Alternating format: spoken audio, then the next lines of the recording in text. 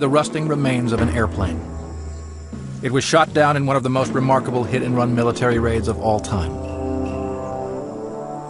The details of the raid's success are among the great secrets of World War II.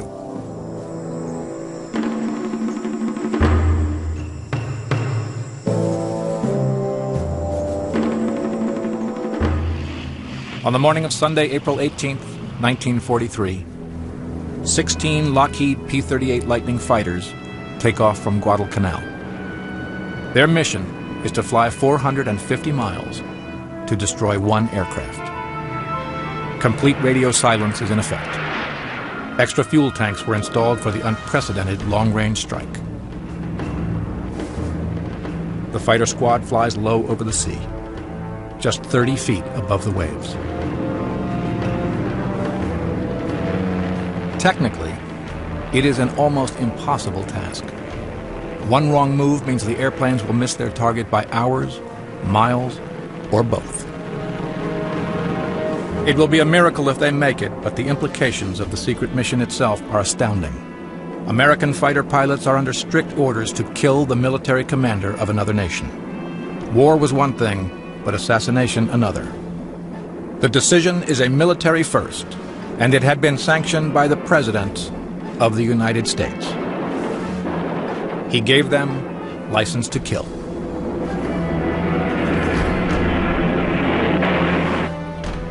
The goal of the U.S. pilots is vengeance, and their target is the Japanese Admiral Yamamoto. Isoroku Yamamoto is Commander-in-Chief of the Japanese Combined Fleet. He is also Chief Architect of the Day of Infamy, December 7th, 1941, when Japanese aircraft launched a sneak attack on Pearl Harbor.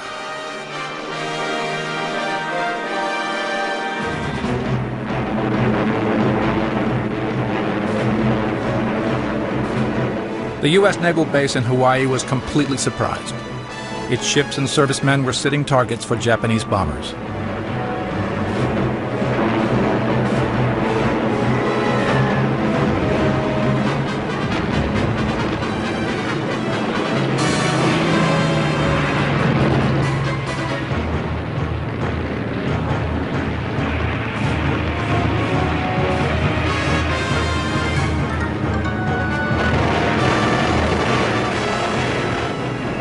Eight battleships were severely damaged, and over 3,000 U.S. servicemen killed. That blow is avenged in April 1943. But how do the American pilots know Yamamoto will be in a precise place at a precise time?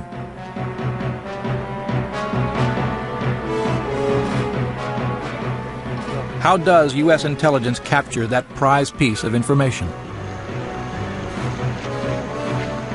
And why does the Japanese high believe that Yamamoto's crash is caused by an innocent blunder by a low-ranking Japanese officer? Isoroku Yamamoto was born on April 4th, 1884. He is the son of a schoolteacher.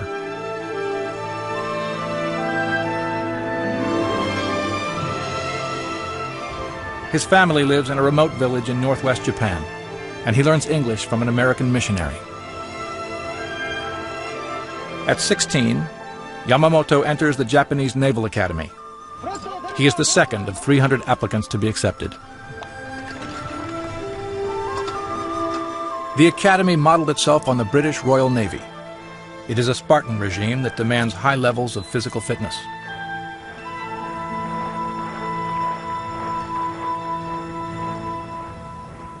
In 1904, Yamamoto graduates as an officer. He is immediately assigned to the Russo-Japanese War. He serves under Admiral Togo in the Battle of Tsushima, in which Japan defeats the Russian Navy.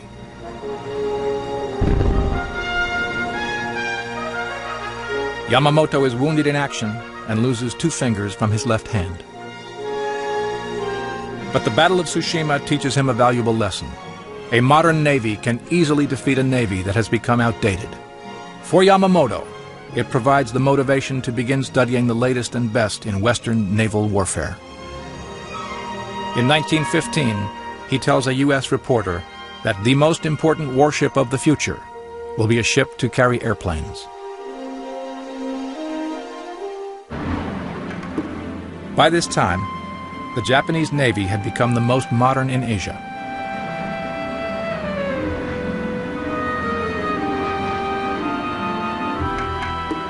It had closely followed the pioneering work of American pilot Eugene Ely, who flew aircraft from ships, and the development of aircraft that launched torpedoes.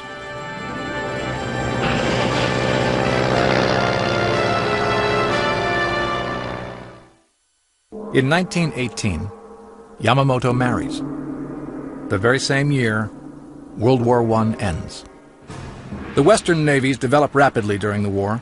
The British introduced the HMS Argus, the world's first aircraft carrier with a continuous flight deck, and launched raids against German harbors.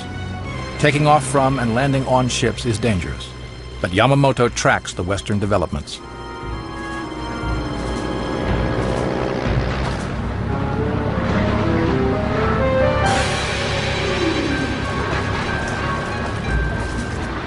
He travels to the United States and is impressed by its modernization and industrial potential. While spending 2 years at Harvard, he studies the design and execution of Western naval warfare. They are lessons he will later turn against his hosts. In 1922, the U.S. Navy introduces its first aircraft carrier, the USS Langley. In 1923, Yamamoto becomes director of the new air training school at Kasimagura, and at the age of 40, he learns to fly.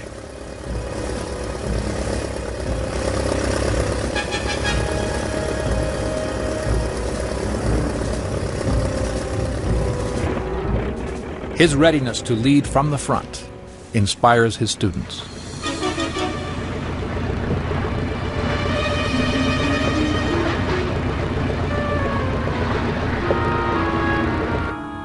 In 1924, Yamamoto becomes the Japanese naval attaché in Washington, D.C. But by this time, a change had occurred in Yamamoto. His duties are no longer purely diplomatic. He has gone from legitimately studying Western naval warfare to spying on U.S. naval defense.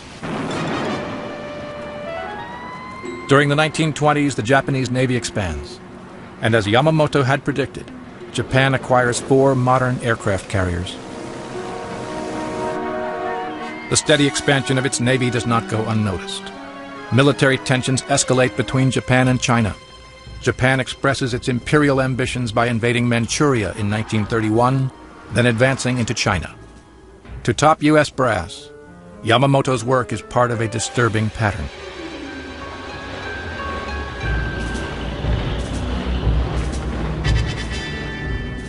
In 1934, at the London Naval Conference, Britain and the United States attempt to restrain production of Japanese ships. Yamamoto is a senior member of the Japanese delegation to the conference, which angrily rejects the proposal. Yamamoto wants to compete with the U.S. Navy and its impressive new generation of aircraft carriers and battleships.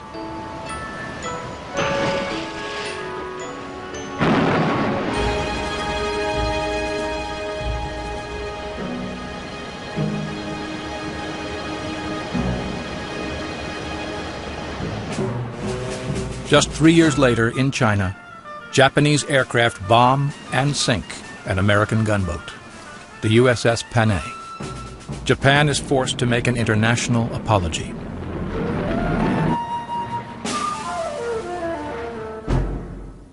At the same time, dictators like Hitler and Mussolini rise to power in Europe. An alliance with them seems a natural way to fulfill Japan's objectives. Japan's generals and its emperor are heading down the path to war. Yamamoto's efforts would soon be tested, for he was on a crash course with the United States. By the late 1930s, the possibility of a global war is becoming a reality. But not everyone in the Japanese military is convinced this is a good idea. Admiral Yamamoto declares that the Japanese Navy is not ready for war against the U.S. He is pessimistic about the outcome, given the immense industrial potential of the United States. To achieve victory, he says, we would have to march into Washington and sign the treaty in the White House. In 1936, Yamamoto becomes deputy commander of the Japanese Navy. 3 years later, he becomes commander-in-chief of the combined fleet. Japan now had the third largest navy in the world, just behind Britain and America.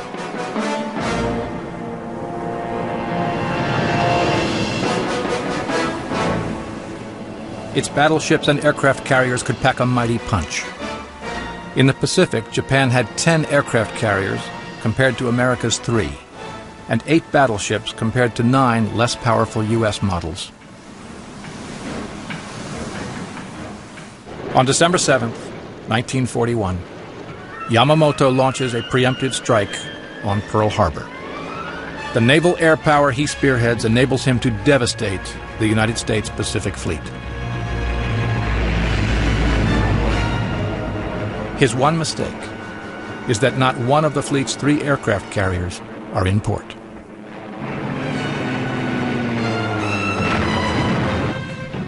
After Pearl Harbor, the Japanese immediately launched land assaults throughout Southeast Asia. British and American possessions are captured.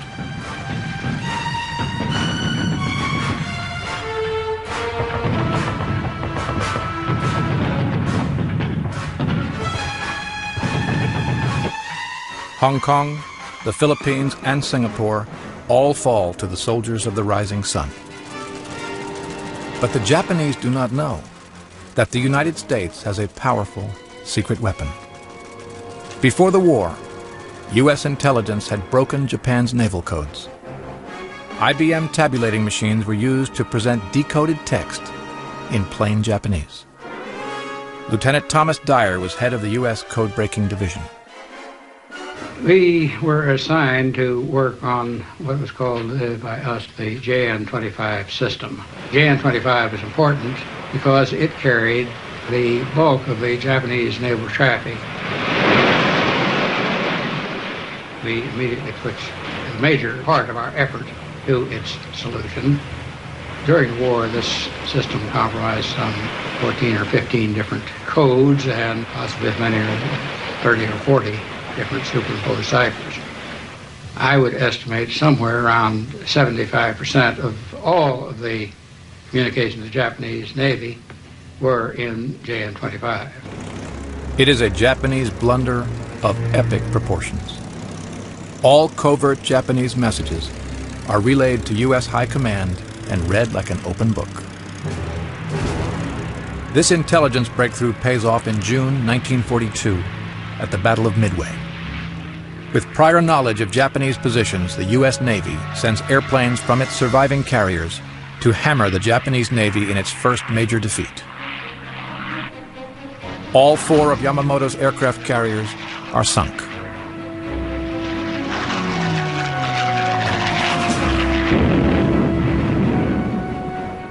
With such a severe security breach, it is only a matter of time before Japanese casualties mount.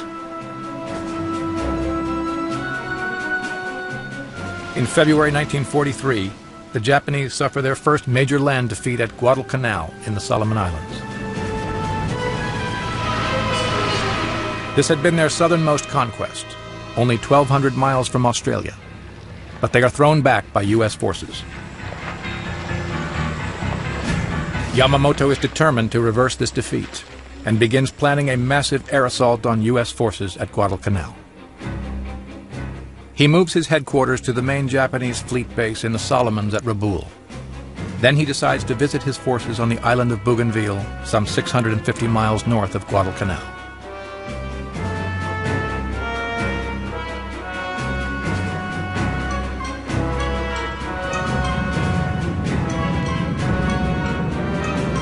Yamamoto's flight will take him to the front lines of the war in the Pacific.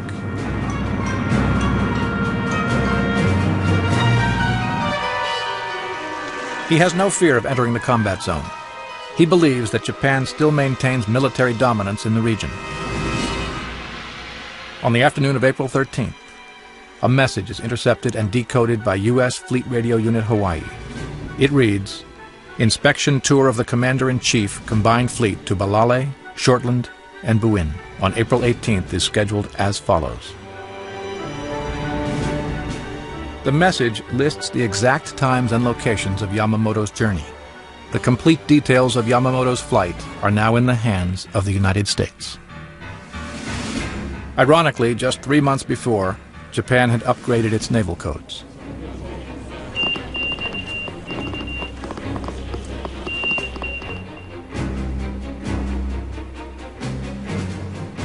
Allied intelligence had scrambled to decode them. One mistranslated word could spell disaster.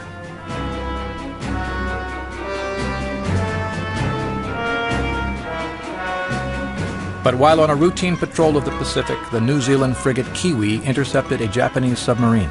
On board was a gold mine, the latest version of the Japanese code books. The books were seized and all systems were updated. Kiwi's Commander Gordon Bridson later described the breakthrough. And at 9 o'clock, Kiwi made contact with the submarine. We attacked with depth charges, and in the final stage could see the submarine outlined by the phosphorescence of the water.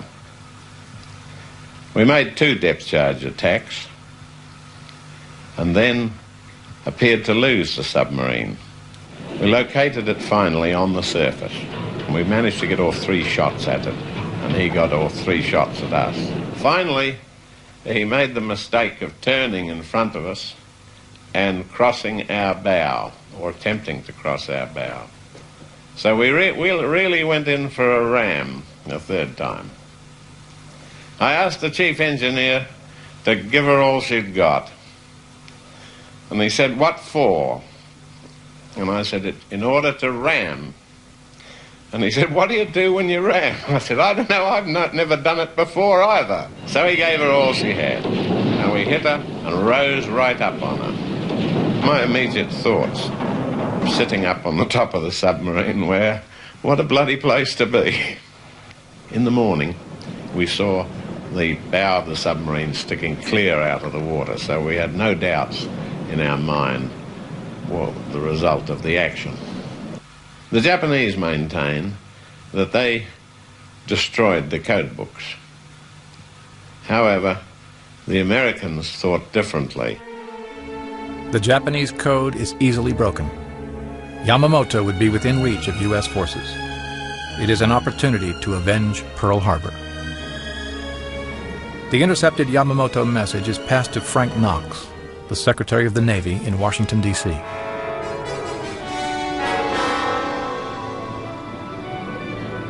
A former Roosevelt Rough Rider, Knox is not a man to hold his fire.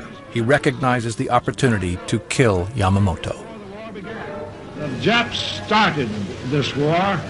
We are going to finish it. Knox had to get approval for the mission from President Franklin D. Roosevelt, but there is no official log of that conversation. It is clear, however, that Roosevelt sanctions the assassination attempt. Captain Ellis Zacharias and his team at Naval Intelligence are asked to compile a list of international precedents for the assassination. Yamamoto is about to become the first enemy leader officially assassinated by the United States government. On April 14, 1943, U.S. Army Air Force headquarters in the Solomon Islands receives an extraordinary message. It comes from Admiral Bull Halsey. He gives them the go-ahead for the mission to kill Admiral Yamamoto. They have just a few days to prepare for what everyone knows will be an extremely difficult and dangerous attack. Bougainville is some 650 miles from the U.S. base at Henderson Field on Guadalcanal, well beyond the range of any U.S. fighter plane. But the planners know there is one aircraft on Guadalcanal that might be able to make it. It had been deployed with the 339th Squadron the year before. It is the P-38 Lightning.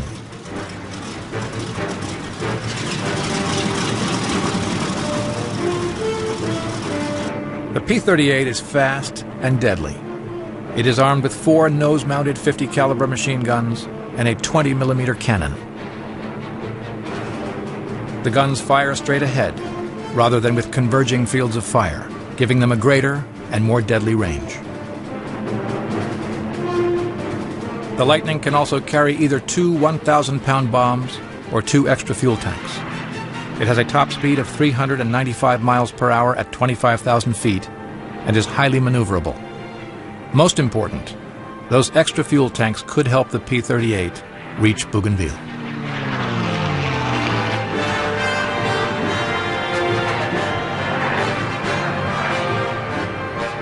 It is the perfect machine for killing Yamamoto. The 339th Squadron is the first twin-engine fighter squadron in the Pacific.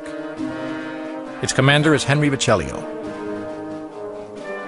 Vecellio selects John W. Mitchell from Enid, Mississippi, to lead the mission.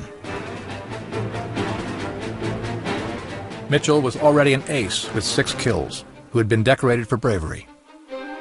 He chooses Tom Lanphier from Detroit, Besby Frank Holmes from San Francisco, and Rex Barber from Culver, Oregon, to form part of the killer group.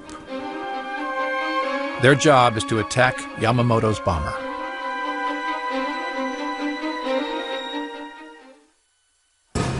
While U.S. plans for the surprise attack were underway, the Japanese fleet commander was determined to maintain control of the Solomon Islands.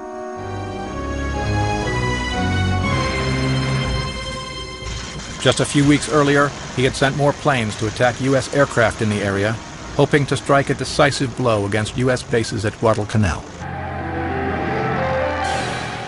Yamamoto had flown to Rabaul on April 3, 1943, to supervise the offensive personally. The onslaught began 4 days later. Some 188 Japanese planes fought a bitter aerial battle over Guadalcanal, attacking U.S. planes in the air and on the ground.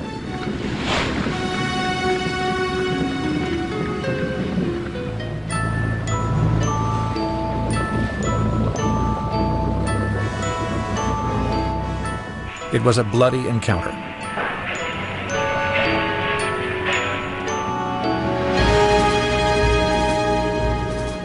But despite destruction of U.S. air bases on the ground, it was not the knockout blow Yamamoto needed.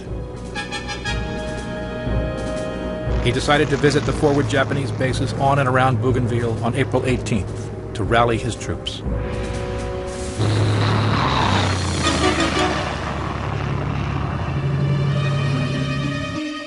It was not considered an especially dangerous trip, since the Japanese did not think the P-38s had the range to attack Bougainville.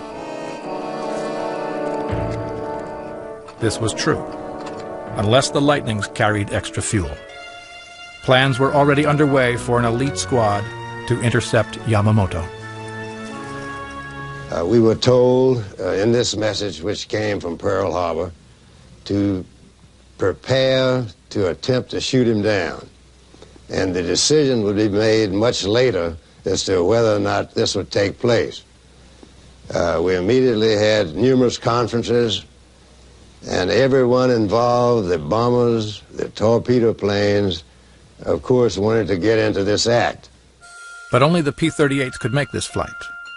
The logistics were overwhelming. The pilots would have to navigate with no land in sight for over 450 miles and arrive within a few seconds of their target time. They would have to fly low to avoid radar. The plan they had was, well, they had several. They didn't quite know what to do when we got there, and thanks to the ranking officers there, they decided, which isn't always the case in military action, they decided the people who are going to conduct it ought to have a voice in how it would be done. We suggested that we try and intercept him in the air before he landed at the base, coming from Rabaul to the base, that we get around and catch him before he got in there. Now, frankly, from my point of view anyway, I didn't dream that we'd ever find him. John Mitchell, the mission leader, doubts whether the assault would be possible. I didn't. I believe that the old expression, the chance of a snowball in hell, you know. We really didn't think that we had much of a chance, but we had to go through the motions, and we had to plan it as though we definitely would make the interception. All the pilots realized the importance of their mission. We knew, of course, that Admiral Yamamoto was the commander-in-chief of the Japanese fleet. And we also knew that even more so than the actual commander-in-chief's position, he was really the driving force behind the Japanese war machine. We were given the go-ahead from Admiral Halsey's headquarters in Umea, New Caledonia, on the morning of the 17th, and the message specifically stated, "The Peacock will be on time, fan his tail." The flight plan for the U.S. mission to kill Yamamoto has no room for error. It predicts that the Japanese admiral will arrive at Buin at 9:45 a.m., so U.S. pilots will try to attack him at 9:35 a.m. Early on the morning of April 18, 1943, Commander John Mitchell gives his P-38 pilots a final briefing.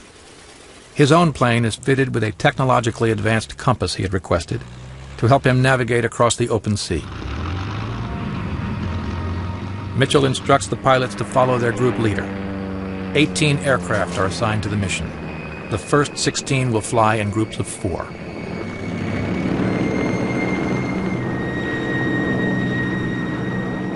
Mitchell leads the mission into the sky. Pilots Lanphier and Barber are part of the group that will specifically go in for the kill, the second of 4 to take off.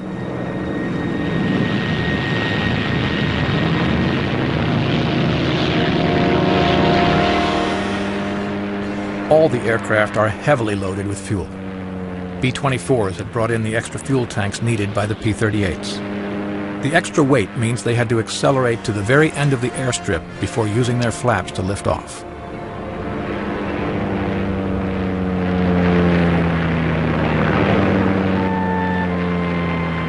The killer group follows the first group. Lanphier had packed a sawed-off .38 revolver in a shoulder holster for extra protection in case he was shot down.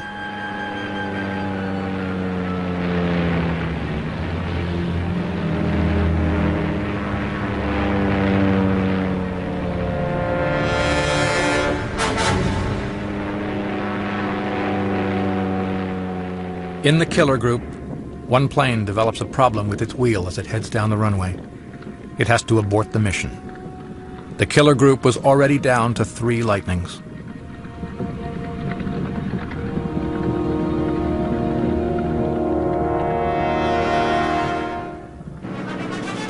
The last of the planes is up in the air in formation by 7:25 a.m. Mitchell leads them on a gentle curve past the northern tip of Guadalcanal.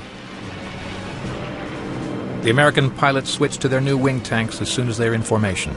But it soon becomes clear that another plane is in trouble. This one is flown by Joe Moore, and it is in the killer group too. Moore's engine malfunctions as it switches from the main fuel tanks to the drop tanks. He flies his Lightning up toward Lanphier and signals there is something wrong with his drop tanks. Lanphier gestures to him to turn back. The killer group is now down to just 2 planes.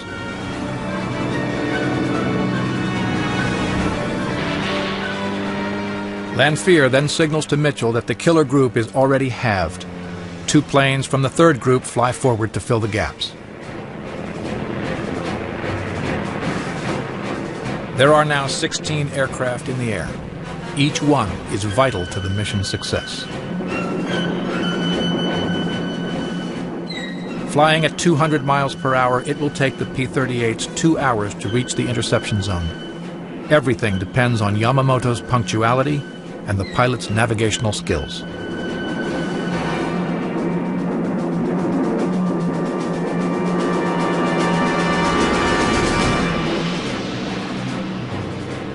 The 16 Lightnings fly about 100 feet apart. They fly very low, trying to stay about 30 feet above the sea. Sometimes they drop as low as 10 feet. The sea is still, and some pilots could see sharks below the surface. They cannot afford to ditch in the water. Flying so low with a blazing sun above them, the plane interiors become ovens. The aircraft were designed for high-altitude flying and have no cooling mechanisms.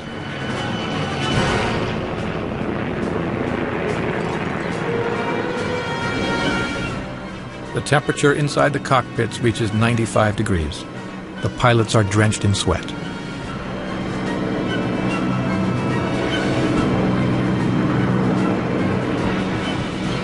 Fortunately, after the early problems, all the P-38s are now flying perfectly. Yet over vast distances of empty sea, the pilots are under no illusions. They know they need both luck and skill to successfully rendezvous with Yamamoto.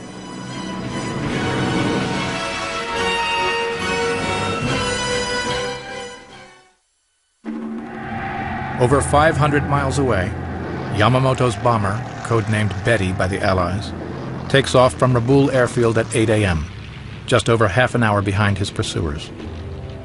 Instead of wearing his dress white uniform, Yamamoto wears less conspicuous khakis. 3 Japanese staff officers join him in the lead aircraft. He is followed by a second Betty and accompanied by 6 Zero fighters of the 309th Squadron. They fly for 90 minutes toward Bougainville. Flying along the coast of the island, they descend to 2,200 feet. It is exactly 9:30 a.m. Mitchell and his 15 comrades are still in tight formation, and they turn to head for Bougainville. Mitchell glances at his watch. It is 9:34 a.m. I was about 1 minute early, according to my calculations. It was rather hazy that day, as we were getting in to make landfall. According to my watch, we should just about be there, and I was disturbed that I wasn't able to pick up the land, Bougainville. On Mitchell's signal, radio silence is broken. The group goes in for the kill.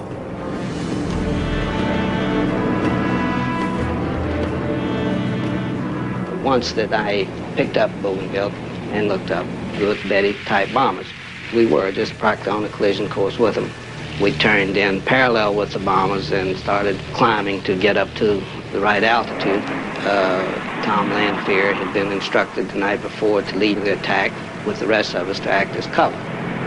When I first saw him, I said, "There's your meat, Tom." I said, "Don't miss him."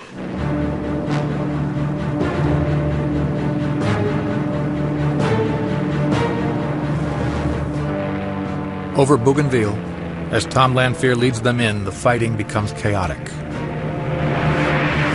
We were either a couple of minutes earlier, they were a couple of minutes late, because we were below them and in front of them when we first saw them, which is a very awkward place to be tactically. But we did make the interception, which was an incredible thing, just absolutely incredible. I don't know how. The lead bomber dived down and away, and the second bomber turned and came toward us. And the 3 Zeros on the left-hand side all dropped their tanks and came at me, and that's all I saw for a moment. I saw these 3 coming, and I saw the lead bomber going down and away. So I pulled up with the 3 Zeros because I couldn't get past him, and I shot at the middle one, and his wing appeared to come off, and he went under me. The other 2 went by me. Then I turned, and the bomber had gone about halfway around and was now diving down on the treetops and heading again for Kahili. So I dived down toward it, and it was proceeding toward the airport, and I was coming at it from a right angle, which is an impossible angle to shoot another airplane from. It can't be done, and let alone another airplane going a couple hundred miles an hour, and you're going a couple hundred miles an hour. So just to be sure that everything was working right, I cleared my guns long before I figured I'd have to shoot, and his engine started to burn. I hit him. If I had waited until I was ready, I'd have been gone behind him, and he'd have been on his way scot-free. But he caught fire, and just about the time I got behind him, started to pass behind him with his gun still going, which was bothering me, he just nosed into the treetops, and the plane blew up. The rest of the American killer group piles in, and in the frenzy, the U.S. pilots are unsure exactly who gets hit by their fire.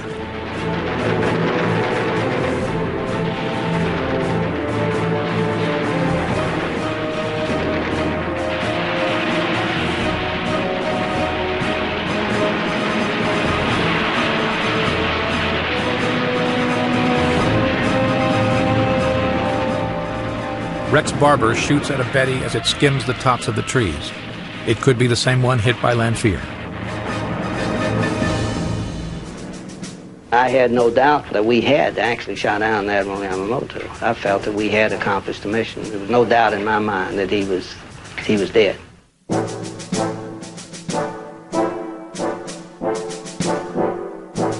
It was an act of God. Some superior force must have been present, in my opinion, to make this happen the way it did. The American P-38 pilots returned to base just after 11 a.m., having shot down both Japanese bombers and 3 Zeros. Only one P-38, flown by Ray Hine, does not return. When I landed, there was a great crowd on either side of the runway of the men, the outfits there. It was like a football crowd. It was a great excitement. Well, we had, after all, when you sit out there for months on end in that dreary war, you know, to get a shot at the #1 guy who started the war from your point of view, this was quite an exhilarating thing in a moment of war.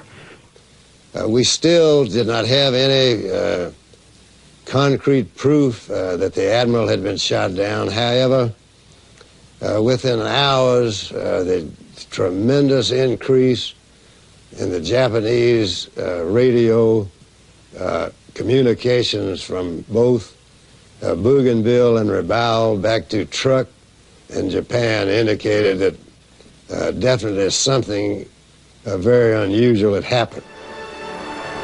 It had. Admiral Yamamoto was dead. After landing, an argument breaks out between Barber and Lanphier over who shot down which bombers. A report prepared immediately after the action credits them both with shooting down both bombers. No definitive attribution is reached. The mission's success is communicated to Admiral Halsey by the coded phrase, "Pop goes the weasel." Halsey sends the pilots 2 crates of combat whiskey. The next day, the second phase of the mission begins. Another flight of P-38s is sent on a reconnaissance mission over Bougainville. It is the beginning of an official cover-up. Yamamoto's death must look like a disastrous accident. The Japanese cannot suspect that their code is broken. U.S. flights have to carry on as normal. To maintain this secret, no mention of the success is given to the American press. The ingenious raid is buried among other war news. At first, the Japanese suspect that their code has been broken, but an internal investigation determines that a low-level use of the code by a junior Army commander could have revealed the message. The Japanese continue to believe that their main code is intact. Within hours of the shootdown, in the jungle of Bougainville, natives find the remains of the Japanese bomber.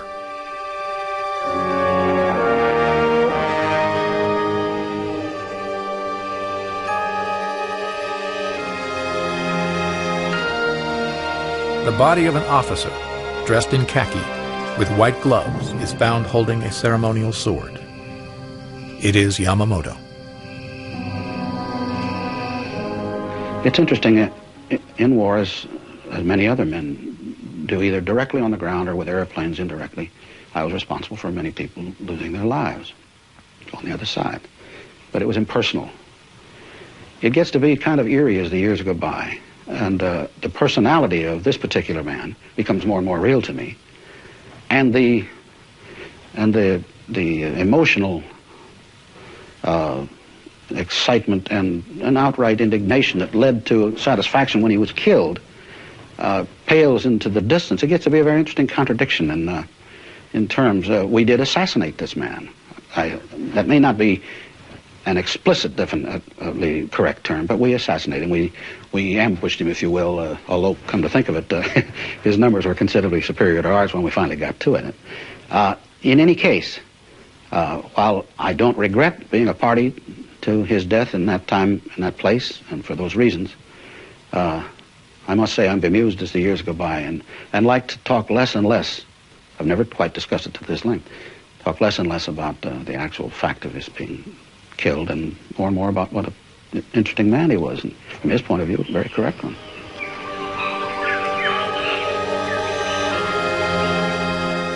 Yamamoto's body is cremated and the ashes placed in a small white wooden box. Japan receives word of Yamamoto's death a month after the killer strike. A state funeral is held in Tokyo. The response is overwhelming. 1 million Japanese are believed to have gathered in the streets. Admiral Togo, the victor at Tsushima, was the only other commoner to have been given a similar send-off.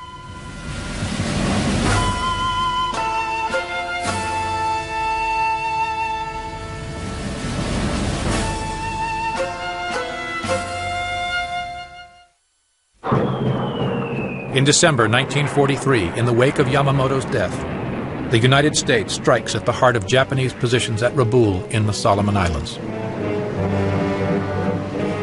It is met with little initial opposition, but then a bitter battle ensues.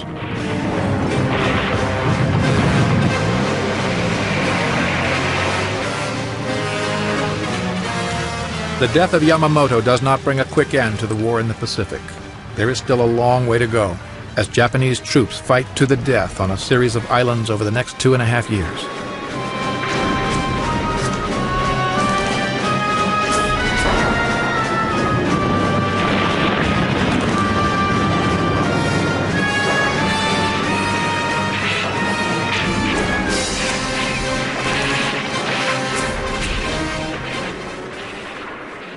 John Mitchell and his elite squad are sent back to the United States immediately after the mission.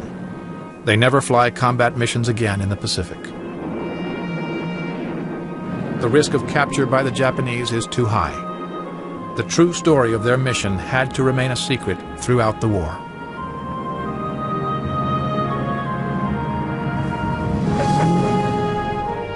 Each pilot in the killer squad is promoted a grade. Lanphier, Barber, and Holmes are awarded Navy Crosses for their extraordinary heroism. Mission leader John Mitchell is also decorated, and Ray Hine receives a posthumous Navy Cross. But the controversy over which pilot downed Yamamoto continues. In a 1966 Reader's Digest article, Tom Lanphier would claim he shot down Yamamoto single-handedly. Lanphier died in 1987. In 1996, over 50 years after the killing of Admiral Yamamoto, Rex Barber, at the age of 78, stood before a U.S. Circuit Court of Appeals in San Francisco. With the support of John Mitchell and the other Air Force veterans, he was determined to prove that he, not Lanphier, shot down Yamamoto's plane. The official Air Force report declared that both pilots shot down the bomber and should share the credit. But there was still room for controversy. In a 3-0 decision, the judges said that the matter should be left to the military.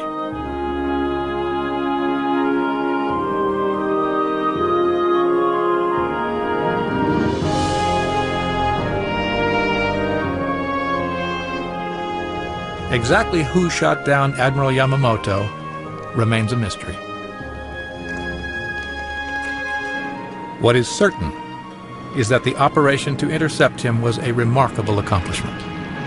It combined a major code-breaking triumph with technical excellence that was perfectly executed by the individual pilots.